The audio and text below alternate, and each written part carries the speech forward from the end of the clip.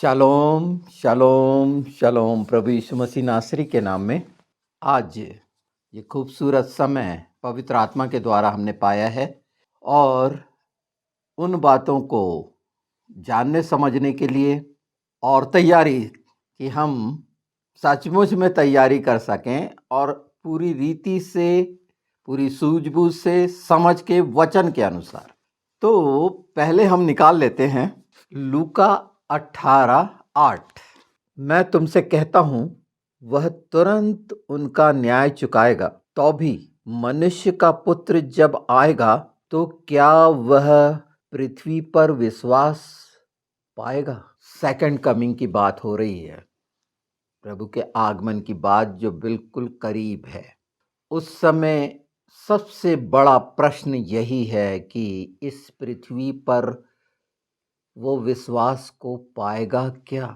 और इन्हीं सब चीज़ों को हम समझते चलें और ये कहने के योग्य हो जाएं, इतने स्थिर और दृढ़ हो जाएं और पूरी सच्चाई और विश्वास से मन, प्राण, आत्मा, बुद्धि की सारी शक्ति से कह पाए कि हाँ, जब मेरा प्रभु आएगा तो इस पृथ्वी में मुझ में वो विश्वास पाएगा। क्योंकि ऐसे दिन आते हैं जो प्रभु यीशु ने कह दिए कि जब हरे पेड़ के साथ ये सब कुछ होता है तो सूखों के साथ क्या कुछ नहीं होगा।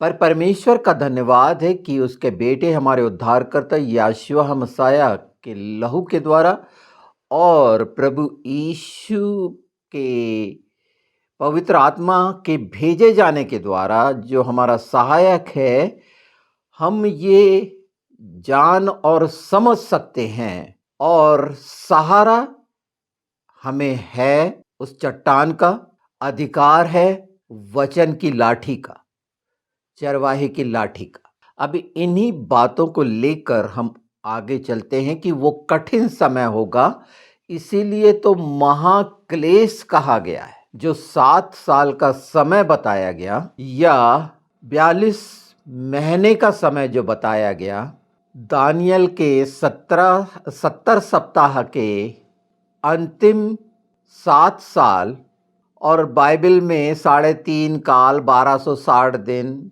1335 दिन और उनके दिन तो हर एक दिन गिने गए हैं उस समय से। इसका बहुत सारा है ये गिनतियाँ, हम गिनती के बारे में भी आज जानेंगे। पर जो वो समय शैतान को दे दिया गया है, वो अधिकार दे दिया गया है, जैसे अय्यूब के समय में परमेश्वर ने शैतान को अधिकार दिया था अय्यूब पर, वो तमाम प्रयोग हुए शैतान के द्वारा। पर परमेश्वर ने साफ कहा था, उसके शरीर 2 बार कहा, एक बार उसके शरीर को नहीं छूना, उसके प्राण को हानि नहीं पहुंचाना। अय्यूब ने एक ही शब्द जो सबसे सुंदर शब्द है अय्यूब के द्वारा कहा गया, परमेश्वर ने ही दिया और परमेश्वर ने ही लिया। वो कुड़कुड़ाया नहीं, दोष नहीं लगाया और अंत कितना शानदार हुआ हम 42वें अध्याय में देखते हैं। उसी रीति से आज ये हम जाने समझें कि वो अधिकार जो शैतान को मिलेगा, कौन स्थिर रह सकेगा। हम वचन देखते हैं पहले, जो इन दिशाओं में पवित्र आत्मा के द्वारा हम आगे बढ़ें। तो प्रभु यीशु ने बहुत ही स्पष्ट 24वें अध्याय मत्ती के 36 से 44 को हम देख लें। उस दिन और उस घड़ी के विषय में कोई नहीं जानता, न स्वर्ग के दूत, न पुत्र, परंतु केवल पिता। जैसे नूह के दिन थे वैसे ही मनुष्य के पुत्र का आना भी होगा। क्योंकि जैसे जल प्रलय से पहले के दिनों में जिस दिन तक कि नूह जहाज पर न चढ़ा, उस दिन तक लोग खाते पीते थे और उनमें विवाह होते थे, और जब तक जल प्रलय आकर उन सबको बाहर न ले गया तब तक उनको कुछ भी मालूम न पड़ा। वैसे ही मनुष्य के पुत्र का भी आना होगा। उस समय 2 जन खेत में होंगे, एक ले लिया जाएगा और एक दूसरा छोड़ दिया जाएगा। 2 स्त्रियां चक्की पीसती रहेंगी, एक ले ली जाएगी और दूसरी छोड़ दी जाएगी। इसलिए जागते रहो, क्योंकि तुम नहीं जानते कि तुम्हारा प्रभु किस दिन आएगा। परंतु यह जान लो, यदि घर का स्वामी जानता होता कि चोर किस पहर आएगा तो जागता रहता और अपने घर में सेंध लगने न देता। इसलिए तुम भी तैयार रहो, क्योंकि जिस घड़ी के विषय में तुम सोचते भी न हो, उसी घड़ी मनुष्य का पुत्र आ जाएगा। हम जान रहे हैं अब उस समय को, जब प्रभु आएगा तो पहली चीज क्या विश्वास पाएगा, उस घड़ी को कोई नहीं जानता। ये फैसला आपको करना है कि चिन्ह देखकर आप जागते रहना चाहते हैं कि वचन पर विश्वास रखते हुए आप जागते रहना चाहते हैं, क्योंकि वचन में सब है, प्रभु के वचन में सब है और सहारा है, मार्गदर्शन है, सिखाना समझाना है और ये घटना होनी है।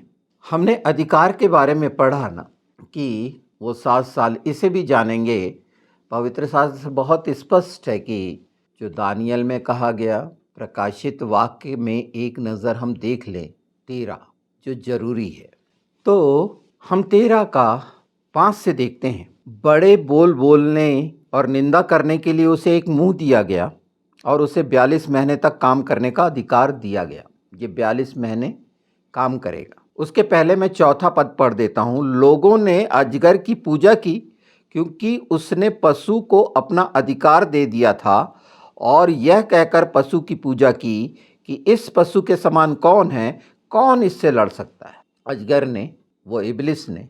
यहाँ 3 बातें हमें देखने को मिलेंगी और जानने समझने को मिलेंगी कि वो सच्चाई कि कैसे वो काम कर रही है। आज हम आगे चलते हैं। 6, उसने परमेश्वर की निंदा करने के लिए मुंह खोला कि उसके नाम और उसके तंबू अर्थात स्वर्ग के रहने वालों की निंदा करे। उसे यह भी अधिकार दिया गया कि पवित्र लोगों से लड़े और उन पर जय पाए, और उसे हर एक कुल और लोग और भाषा और जाति पर अधिकार दिया गया।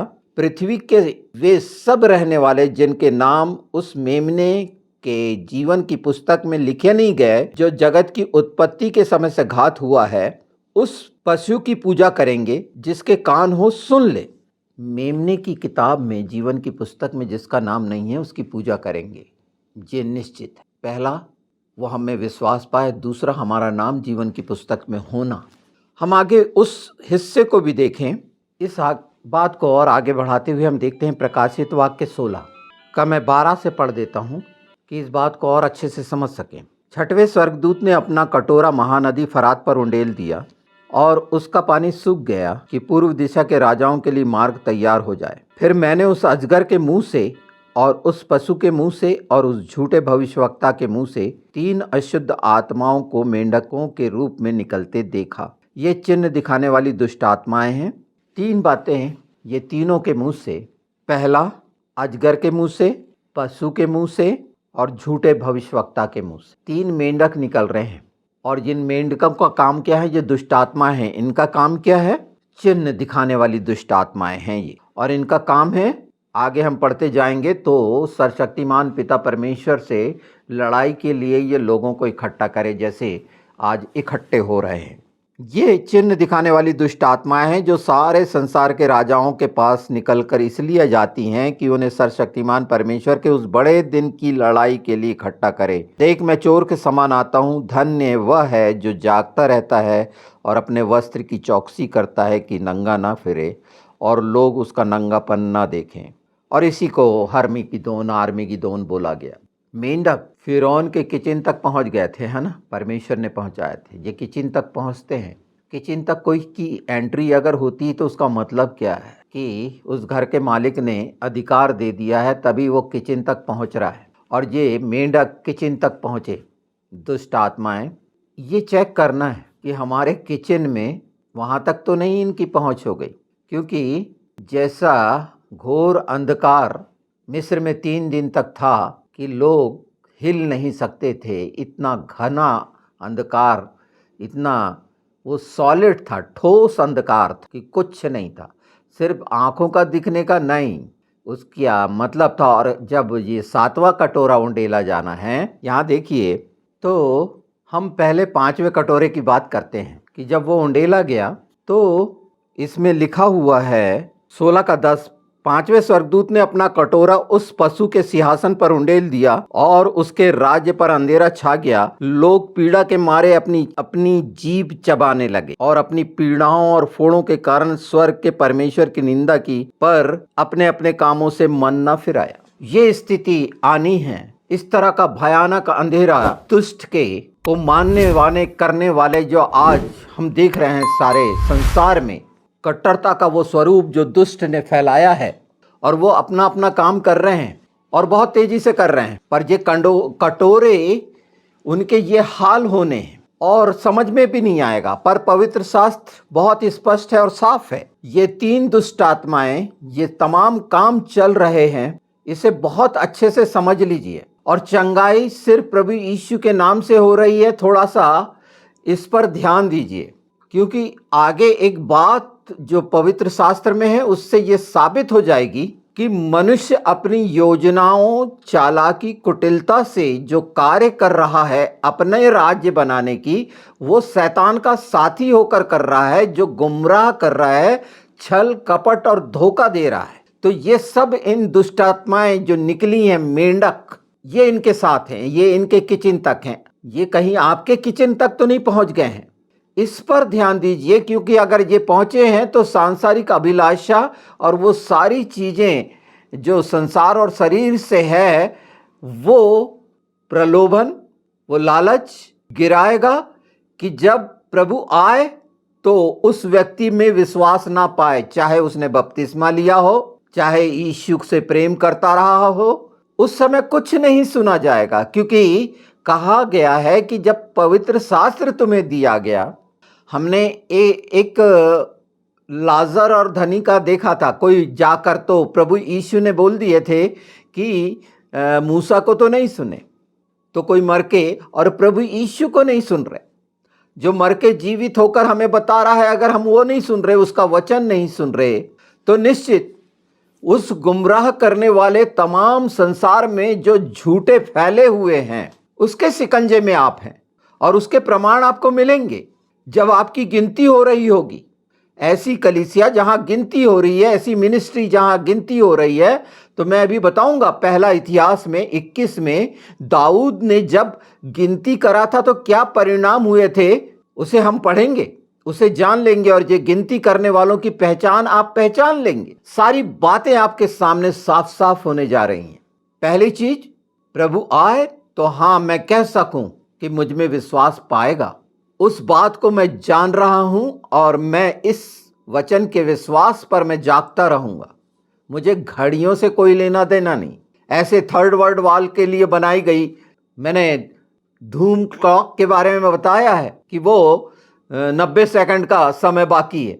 ये सब बातें अलग हैं, पर पवित्र शास्त्र की सच्चाइयां जिसमें हम दृढ़ और स्थिर रहें और वचन के अनुसार रहें, ये हम जानें और समझें। थोड़ा सा और आगे बढ़ते हैं। 17 हम देखते हैं, प्रकाशित वाक्य 17 और 5, क्योंकि इसके पहले उस स्त्री के बारे में बता दिया गया है कि वो क्या है।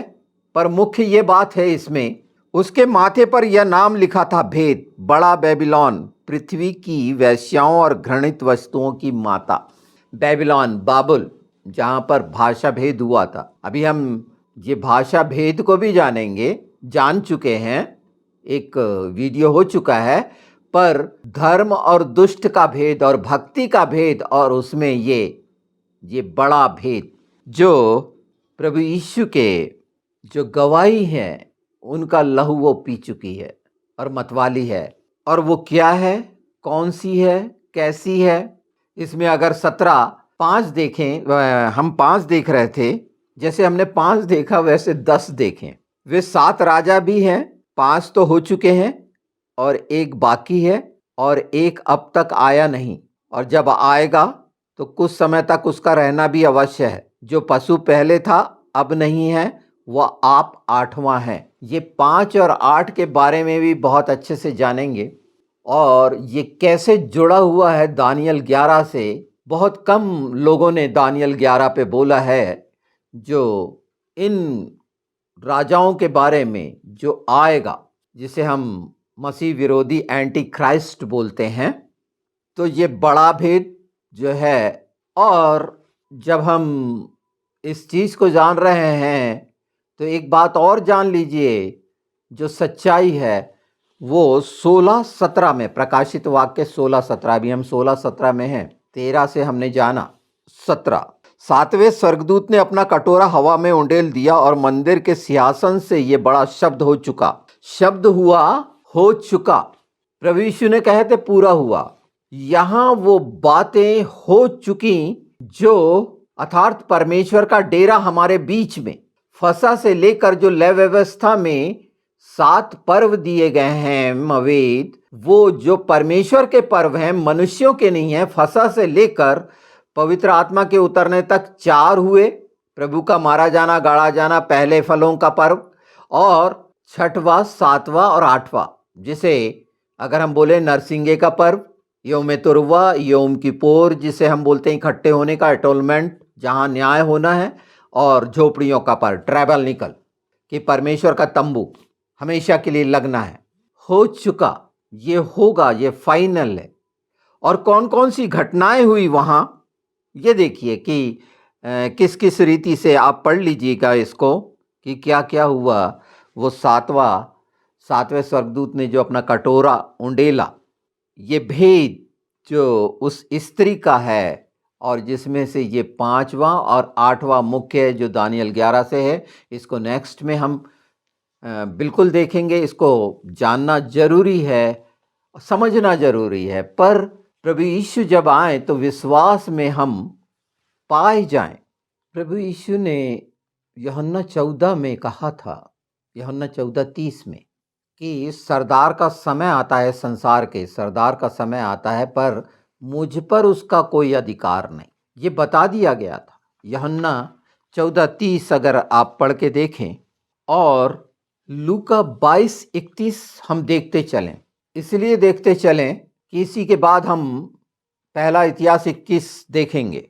सिमोन, हे सिमोन, देख शैतान ने तुम लोगों को मांग लिया है कि गेहूं के समान फटके, परंतु मैंने तेरे लिए विनती की कि तेरा विश्वास जाता ना रहे, और जब तू फिरे तो अपने भाइयों को स्थिर करना फटकने के लिए। उस समय ये 7 साल जो हैं हमारे जीवन के, ये प्रभु यीशु के आने के, हमारे उठाए जाने के, ये सब समयों को अगर आप पहचाने तो क्या आप उस महाक्लेश में रहकर पहचानेंगे? ये पतरस के समय में भी जब प्रभु यीशु थे, और ये हमेशा हमेशा लगातार है। ये लड़ाई लगातार है।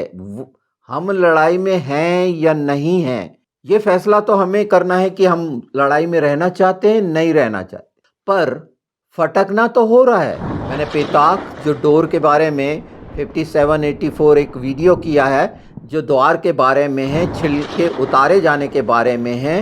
ये सब लगातार चल रहा है, ये कंटिन्यू है। उन चीज़ों को जो पहले बताई गई हैं, अगर उन्हें आप सुन लेंगे तो ये बातें जो सच्चाई की हैं, और पवित्र आत्मा के आग के अभिषेक में आपको ताज़ा करेगी, नया, फ्रेश, और समझ देगी कि जहां लिखा गया था, हमने पढ़ा कि हम नंगे ना पाए जाएं। नंगे कब पाए गए थे? नंगा हवा और आदम तब पाए गए थे, अनाज्ञाकारिता की थी, कि आज्ञा नहीं मानी थी और देखभाल नहीं की थी। और ये सब जुड़ा हुआ है। देखभाल करना और आज्ञाकारी होना, अगर ये नहीं है तो विश्वास योग्य नहीं है। यीशु का लहू मिला है, हम नंगे क्यों पाए जाएं जब वो आए तो, या किसी का कपड़ा क्यों ओढ़े रहें? और ये सब जगह पर लागू है कि सचमुच हम देखभाल कर रहे हैं, रक्षा कर रहे हैं, जिसके हम भवन हैं, इस मंदिर की, कि किचन में मेंढक घुसेल बुला लिए हैं, उनके साथ लगे हुए हैं, उन चीज़ों को देख रहे हैं, उन चमत्कारों को देख रहे हैं जो मेंढकों के द्वारा हो रहा है, दुष्ट आत्माओं के द्वारा हो रहा है। इसलिए हर दिन प्रार्थना करानी पड़ रही है, पूरी पूरी चंगाई नहीं हो रही है, आ रहा जा रहा है, और नाना प्रकार के कि नहीं तुम्हारे विश्वास की कमी है, और बहुत सारे चीज़ें सुनने को मिलती। इन वचनों पर ध्यान अगर अच्छे से कर लेंगे, पूरी ईमानदारी, आज्ञाकारिता से, परमेश्वर के भय में रहते हुए, तो नंगे नहीं पाएंगे। बल्कि वो मलमल का वस्त्र पहना देगा और जितने वादे हैं वो पूरा कर देगा। और सहने से ज़्यादा कष्ट नहीं होना है, क्योंकि मदद मिलेगी। प्रभु यीशु को भी जब गैतसमनी में मदद मिली, और आप फटके जा रहे हैं, क्या स्थिति है, पर निराश ना हो, डरे ना, युद्ध में हैं हम और जीते हुए युद्ध में हैं। हाँ, समस्याएं हैं, बिल्कुल इस आंतरिक युद्ध की समस्याएं हैं, और वो शर्मिंदगी के कारण है, पूरी तरह स्वीकार नहीं करने के कारण है। हर उस बात से जो हमने 17 में पढ़ा, उस वैश्या के द्वारा व्यभिचार से लेकर भरमाने और फैलाने वाली जो है मसीहों को, जो चाहती है कि प्रभु यीशु को मानने वालों का लहू पिए, तो युद्ध में हम हैं, क्योंकि ये युद्ध पिता का है, वो लड़ रहा है हमारे लिए। अगर हम युद्ध को ना माने तो पिता, पुत्र, पवित्र आत्मा हमारी ओर से क्यों लड़ेंगे? कि जान ले कि ये दुष्ट हमेशा हमेशा, और ये अंतिम समय में, जहां पर हो सकता है बहुत निराशा हो, हो सकता है बहुत सारी बुराइयां की और कुकर्म की और अधर्म की, और इनमें फंस गए, और बहुत सारा ऐसा हो रहा हो जिससे आप ना चाहते हैं और उसके शिकार बन गए। यीशु के नाम में उस युद्ध में आ जाइए। उस शर्मिंदगी से कोई जरूरत ही नहीं है। सबने पाप किया, और उसकी, ऐसा मैं नहीं कह रहा हूं कि लगातार पाप करते, मैं ये अंतिम समय के लिए सचेत कर रहा हूं कि अगर कोई आशा महसूस नहीं हो रही है कहीं से, तो ये वचन की सच्चाई आपको छुटकारा देगी। और ये इसीलिए होगा कि प्रभु यीशु जयवंत से भी बढ़कर जयवंत है। उसने मृत्यु को हराया, पाप को हराया, उस दुष्ट को हराया। हमें साबित करना है हमारे जीवन में कि हम कहाँ कहाँ पर उसको हरा रहे हैं, कि ऐसी देखभाल कर रहे हैं, रक्षा कर रहे हैं कि हमारे जीवनों से फल दिखें जीवन के। और अगर हम ऐसा कर रहे हैं तो निश्चित हम हरा रहे हैं। हम हरा रहे हैं मतलब पिता, पुत्र, पवित्र आत्मा के साथ, और ये ही प्रसन्न करने का काम है परमेश्वर को। इतना काफी है। पर मैं गिनती वाली बात पर चलता हूं। पहला इतिहास उसका 21। इसे पूरा पढ़ने के पहले एक बार फिर मैं बता दूं कि यहाँ शैतान कैसा बहका रहा है दाऊद को। ये तमाम डिनोमिनेशंस, मिनिस्ट्री और चर्च के लिए ये काम अगर वो कर रहे हैं गिनती वाला, तो उनको कान खोल लेना चाहिए, अच्छे से ध्यान से सुन लेना चाहिए। शैतान ने इजराइल के विरुद्ध उठकर दाऊद को उकसाया कि इजराइलियों की गिनती ले। तब दाऊद ने योआब प्रजा के हाकिमों से कहा, तुम जाकर बेसरबा से ले दान तक इजराइलियों की गिनती लेकर मुझे बताओ कि मैं जान लूं कि वे कितने हैं। योआब ने कहा, यहोवा की प्रजा कितनी ही क्यों ना हो, वह उसको 100 गुना बढ़ा दे। परंतु हे मेरे प्रभु, हे राजा, क्या वे सब राजा के अधीन नहीं हैं? मेरा प्रभु ऐसी बातें क्यों चाहता है? वह इजराइल पर दोष लगने का कारण क्यों बने? बहुत ध्यान से समझिए, योआब समझा रहा है यहाँ पर उसको। अगर ये गिनती कोई करवा रहा है, संस्थापक, प्रबंधक या वो मिनिस्टर, और इस पर चर्चा करता है या ऐसा आदेश देता है, गिनतियों के अनुसार किसी को अपना मजदूर बनाता है, भेड़ों की गिनती के कारण बनाता है, तो ये बात उस मिनिस्ट्री पर लागू है, उस कलीसिया पर लागू है, उस प्रचारक पर, उस पास्टर पर, उस बिशप पर लागू है, जहां ये चीजें हो रही हैं। और उसके कैसे खतरनाक परिणाम उन्हें मिलने वाले हैं, ये पवित्र शास्त्र में पहले से बता दिया गया है। इसलिए बार बार बहुत ध्यान से पढ़ लो इसको, क्योंकि जो बहक गए हैं, जिनके घरों में मेंढक घुस गए हैं, वो नंगे हो चुके हैं, उनके लिए कोई आशा नहीं। आगे देखिए, अगर इसे पढ़ते चले जाएंगे तो 7वें में देखिए, यह बात परमेश्वर को बुरी लगी, इसलिए उसने इजराइल को मारा। दाऊद ने परमेश्वर से कहा, यह काम जो मैंने किया है वह महापाप है। अब अंगीकार कर रहा है, परंतु अब अपने दास का अधर्म दूर कर, मुझ पर से तो बड़ी मूर्खता हुई, मुझसे तो बड़ी मूर्खता हुई है। तब यहोवा ने दाऊद के दर्शी गाद से कहा, जाकर दाऊद से कह, यहोवा यूं कहता है कि मैं तुझको 3 विपत्तियां दिखाता हूं, उनमें से एक को चुन ले कि मैं उसे तुझ पर डालूं। तब गाद ने दाऊद के पास जाकर उससे कहा, यहोवा यूं कहता है कि जिसको तू चाहे उसे चुन ले। या तो 3 वर्ष का अकाल पड़े, या 3 महीने तक तेरे विरोधी तुझे नष्ट करते रहें और तेरे शत्रुओं की तलवार तुझ पर चलती रहे, या 3 दिन तक यहोवा की तलवार चले अर्थात मरी देश में फैले, और यहोवा का दूत इज़राइली देश में चारों ओर विनाश करता रहे। अब सोच कि मैं अपने भेजने वाले को क्या उत्तर दूं। दाऊद ने गाद से कहा, मैं बड़े संकट में पड़ा हूं, मैं यहोवा के हाथ में पड़ूं, क्योंकि उसकी दया बहुत बड़ी है, परंतु मनुष्य के हाथ में मुझे पड़ना ना पड़े। तो मनुष्यों के हाथ में मत पड़ो। ये तमाम जो बड़े बड़े दिखा रहे हैं और गिनती कर रहे हैं और ये सारा कुछ, क्योंकि ये विपत्ति अगर उनके हाथ में पड़े हो तो निश्चित मान के चलो कौन सी चीज़ें होनी हैं ये 3 विपत्तियों में।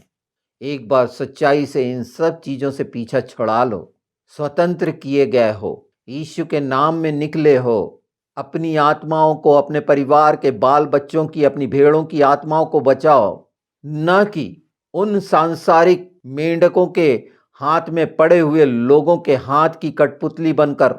वो तलवार हमेशा चल रही है, इसलिए मारे कूटे और रगड़े और रौंदे जाते हो वो यीशु के कारण नहीं हो रहा है। प्रभु यीशु पर दोष लगाने की जरूरत नहीं है, उस वचन को अपने अनुरूप बनाने की जरूरत नहीं है कि तेरे नाम के कारण हमारी निंदा होती है, हम सताए जाते हैं, हम ऐसे कुचले जाते हैं। असली पहचान जान लीजिए कि क्यों हो रहा है ये, और याद रखिए कि प्रभु यीशु आएगा तो आप कह पाएंगे, या अभी आप कह सकते हैं कि अब प्रभु यीशु जब आएगा तो मुझ में इस विश्वास पाएगा। क्यों शर्मिंदा हो रहे हो? चाहे कैसे भी दिन कठिनाइयों के हों, मनुष्य के हाथ में क्यों पड़ो, प्रभु के हाथ में पड़ जाना ज़्यादा भला है। नहीं तो ये तलवार और तमाम अकाल और कंगाली और कर्ज बाजारी और नाश और नाश और नाश, हर चीज का नाश अपने आसपास होते हुए देख रहे हो। बहुतों को मैंने देखा है, और ये समय है जब पवित्र आत्मा हमको सचेत कर रहे हैं। इन बातों को जाने, हम आगे बढ़ाएंगे, भेदों को भी जानेंगे और उस कारण को भी जानेंगे कि वो आंतरिक लड़ाई में जो हमारी निजी लड़ाई है, क्यों हम नहीं लड़ पा रहे हैं। प्रभु ने चाहा आगे के वीडियोस में जिन बातों को देखकर हम जानेंगे, समझेंगे, पर इस हिस्से को अच्छे से निश्चित बहुत सी ऐसी बातें हैं जो इसमें से रह गई हैं और आत्मा चाहता है कि मैं बताऊं, पर समय इतने कम होता है। पर पवित्र आत्मा के द्वारा आप जो जो इसमें आपको रेफरेंस मिले हैं इसे पूरा पढ़िए, और ये आपकी आत्मा के लिए, आपको मजबूत करने के लिए, देखभाल करने और रक्षा करने के लिए, और अपने आसपास की और जिनकी कलीसिया है वो भी इसमें मजबूती पाएंगे, जो सच्चाई से परमेश्वर के लिए बोलते हैं कि सेवा कर रहे हैं। तो मैंने किया है, सेवा क्या होती है, एक वीडियो किया है, आपको मिलेगा। ये सब चीज़ों के लिए फिर एक बार मैं फिर कह रहा हूँ कि मुश्किल से 40% लोगों ने सब्सक्राइब करा है, पर वो जो बेल आइकन है वो घंटी को दबाया नहीं है। और कई लोग तो कई बार सब्सक्राइब करते हैं फिर अनसब्सक्राइब कर लेते हैं, सोचते हैं बार बार करने से हो सकता है नोटिफिकेशन बेल के कारण आता है, उस घंटी के कारण आता है। तो जिनके पास नहीं है वो नोटिफिकेशन को क्लियर कर लें कि आपको नोटिफिकेशन मिले कि इस समय की वो सच्चाइयाँ जो पवित्र आत्मा के आग के द्वारा आप पा रहे हैं, उस अभिषेक के द्वारा वो पूरा पूरा पाएं और वो सब बातों से छुटकारा पाएं और एक सच्चाई से आत्मा में जीवन जीना और उस मार्ग पर चलना और उसकी आनंद और शांति को आप पाएं, यीशु के नाम में।